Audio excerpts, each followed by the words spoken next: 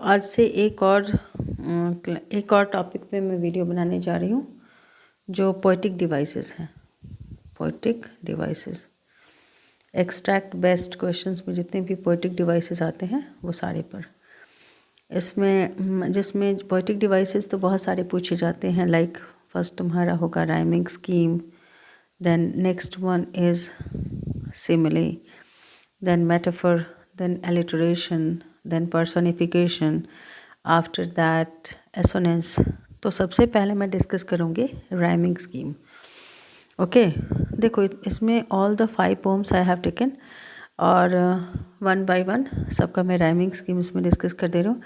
हाँ, अगर तुम में से किसी को ऐसा लगता है कि you just want me to explain the poem in detail, तो कमेंट में लिख दोगे मुझे, ठीक है। अभी फ़िलहाल हम लोग डिस्कस करेंगे सिर्फ राइमिंग स्कीम के बारे में। देखो, granny's tree climbing, this very first poem class 8 की DAV की इंग्लिश लिटरेचर बुक में ये फर्स्ट पोम है। लेसन 2 है लेकिन पोम फर्स्ट है। Grannies tree climbing composed bye Ruskin bonds. इसमें देखो क्या है, इसमें है पोम यहाँ से शुरू होती है। किसी भी पोम को जब तुम पढ़ो और राइमिंग स्कीम पता करनी हो तो क्या करोगे, उस पोम के लास्ट वर्ड में जाओ। मतलब जो लाइन है, जैसे फर्स्ट लाइन है, फर्स्ट लाइन का लास्ट वर्ड देखो तो फर्स्ट लाइन का लास्ट वर्ड यहाँ पे क्या है, why. Second one is high, third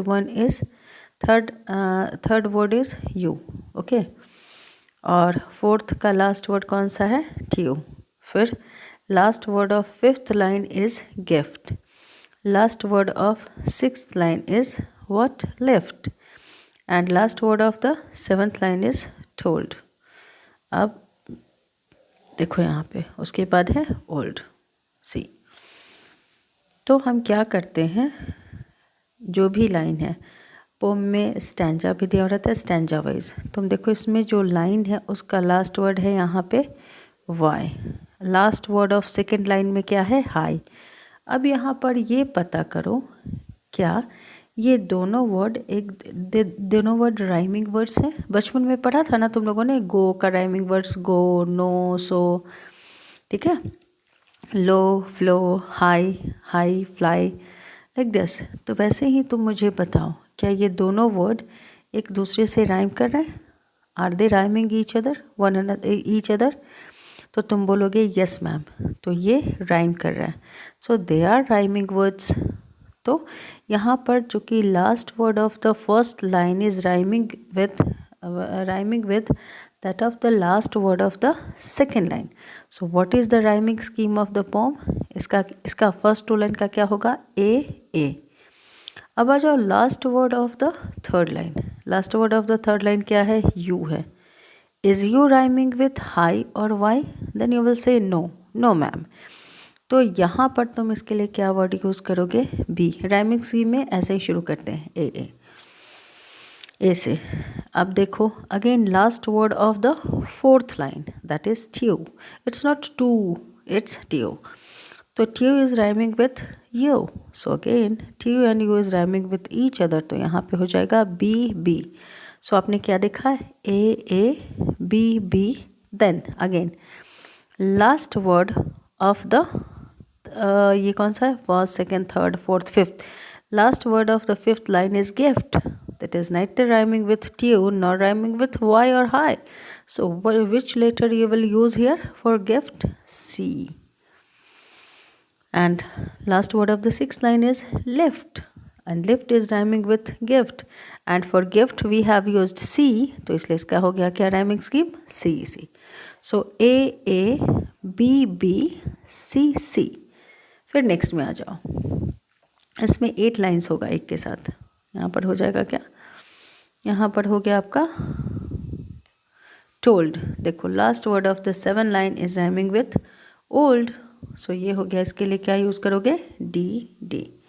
so अगर तुमको इसमें कोई एक्सट्रैक्ट निकाल के दे दे, इस पोम से अगर एक्सट्रैक्ट निकाल के दे और पूछे तुमसे कि what is the rhyming scheme of the pome, तो क्या करोगे, जितने भी लाइंस दिए हुए रहे 2 3 4 5 जो भी रहे, तो क्या करोगे वहाँ पर तुम देख लोगे लास्ट वर्ड, उसको क्या करोगे देखोगे कि if they are rhyming with each other, if they are rhyming with each other then it's okay, वैसे करके देते जाना। अगर ए है, बी है, ठीक है। जब यहाँ पे देखो एग्री ट्री क्या ग्रेसफुली डिसग्रेसफुली, तो वैसे करके आप यहाँ पे लिख दोगे।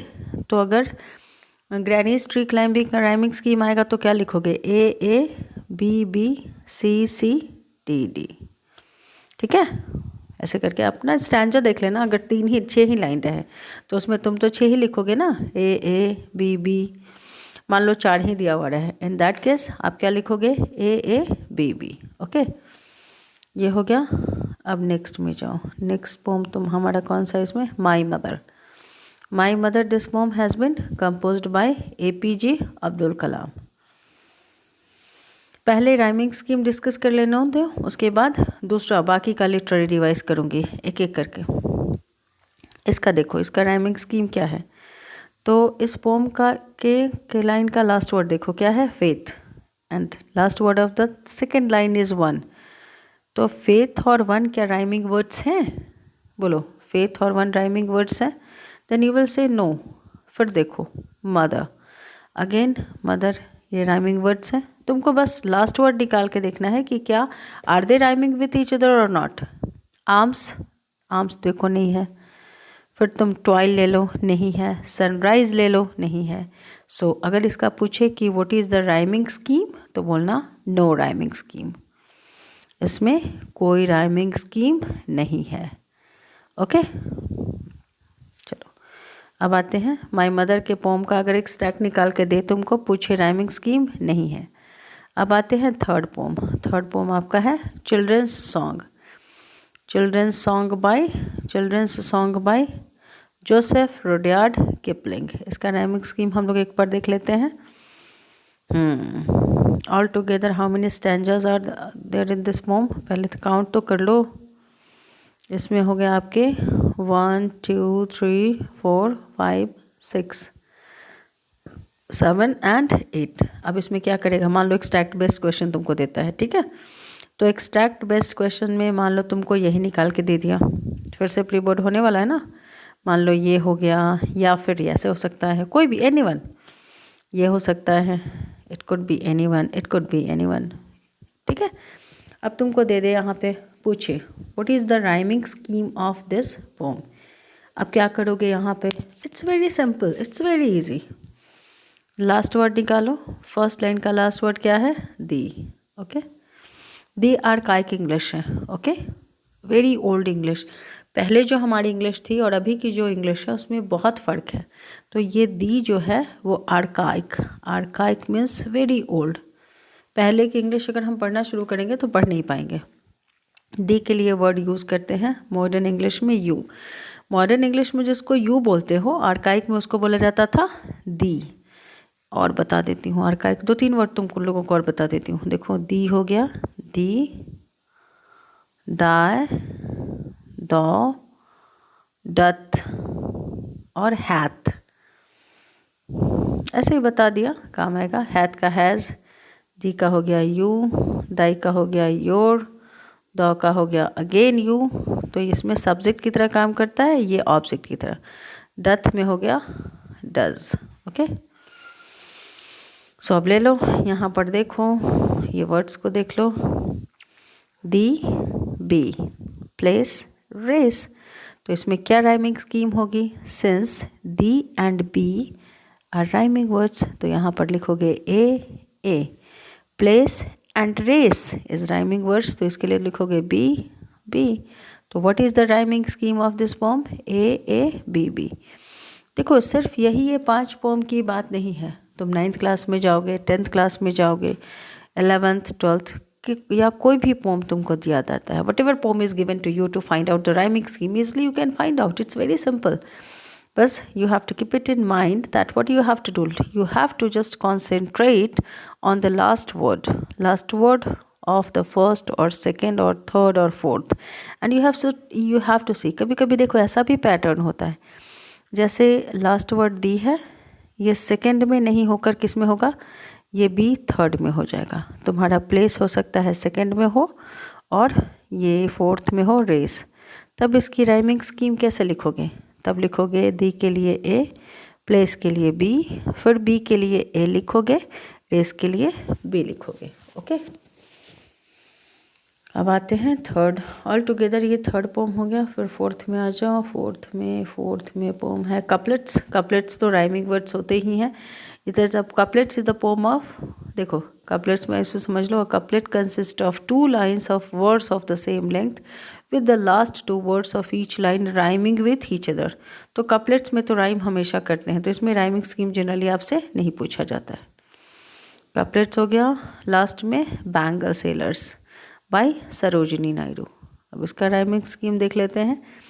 यहाँ देखो, फिर it's so much easy. I think you people are able to find out rhyming scheme within no time. Questions will come in front of you, तुम लोग तुरंत से बता दोगे। देख लो क्या हो गया। बेयर लास्ट वर्ड है, last word of the second line is fair. So bear and fair is rhyming with each other. Okay, चलो इसको हटाओ। Bear and fair is rhyming with each other. So इसके लिए क्या लिखोगे? A. Bright and light is rhyming with each other, so you will write B. Lives and wives is rhyming with each other, so you will write C. तो अगर तुमको ये पूछेगा rhyming scheme तो क्या लिखोगे? ए, बी, सी। ओके, हो गया आपका।